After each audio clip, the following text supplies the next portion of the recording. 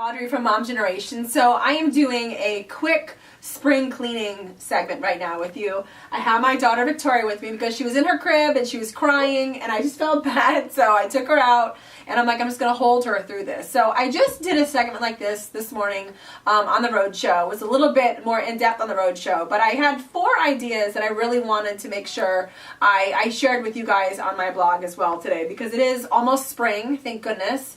And, you know, spring cleaning is one of those things that needs to get done. It actually is spring now. Is it spring? Today's the first day of spring. So let's pretend I didn't say that. So happy spring. Today is our first day of spring cleaning. And I'm going to do this weekend with the boys. It's something that just needs to get done. Now my house, if my husband did a 360 right now with that camera, well, first of all, he would never do it. I would not. Because the house is just not organized properly yet. It's not clean. Yes, I know, right? It's just horrible. So, but there are some things that we can do that are pretty consistent that I feel like are great ideas too for other moms. So first of all, the hats in the house, hats and gloves and scarves and coats.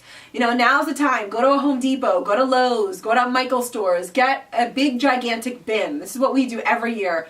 Go around the house and find every single winter item, scarves and hats and mittens and gloves, put them all in the bin and pop them up in the attic. We always label the box, you know, winter 2013, what the sizes are in the box. It makes it easy. It just gets everything out of the way. And that way you won't have like a random hat floating around the house for months in May, which, Matt, you know this happens to us. We see a random hat and it just gets thrown in a drawer or a cabinet.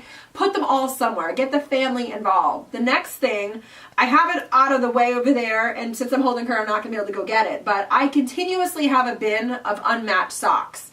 And the bin sits upstairs for weeks until finally I just get so annoyed with it that I'll just literally match unmatched socks. My sons know this. My daughter knows this. I had a picture yesterday on Instagram of her in unmatched socks. Everyone thought it was on purpose. Whenever there was an accident, it was on purpose because I couldn't find the matches. So this is my advice. This is what I'd like to do. I actually just did this and I went and bought more socks. I just now have taken all the socks that the boys either don't fit in anymore, have a tiny hole in it, are dirty, have no match, and I've just thrown them out. Because they almost cannot be, you know, anything else can be done with them. They just are like just nasty. So at the end of every season, this is what I'm going to start doing now. Get rid of all the yucky socks, and I'm going to get new ones. So like the investment of like $6 on a pack of socks, we get bunches of socks. I just randomly grab these at TJ Maxx. Fill up the drawers with new socks. And another tip too, the boys in my house, I try to have them involved in the chores, trying really hard. They put the laundry away after I put them in piles and I fold it. I took these out of Alexandra's drawers this morning.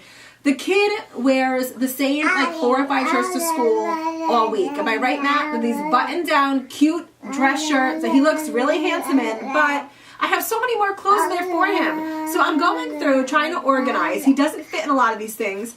Two shirts had tags still right on them that I bought him this past winter. So I'm going to go through all the drawers. I'm going to get rid of all the things that they haven't worn, that don't fit them. I'm going to either pass them on to the next boy for next season. Yeah, I was going to say, get ready, Ben. Or do a straight donation. Henry is usually my donation guy. But you know what? It is that time. It's spring cleaning. It doesn't just mean cleaning the bathrooms in the house and sanitizing everything. It's going through all the drawers and really finding the things that I need to get rid of so that when it comes to putting shorts and t-shirts back in their drawers, I know that everything in there is, you know, the proper size, it's to which child it should be with, and that, you know, the stuff I've really gone through and pared down what they have. So that's another tip. And then my last tip, which I think is essential because my husband and I were just talking about this.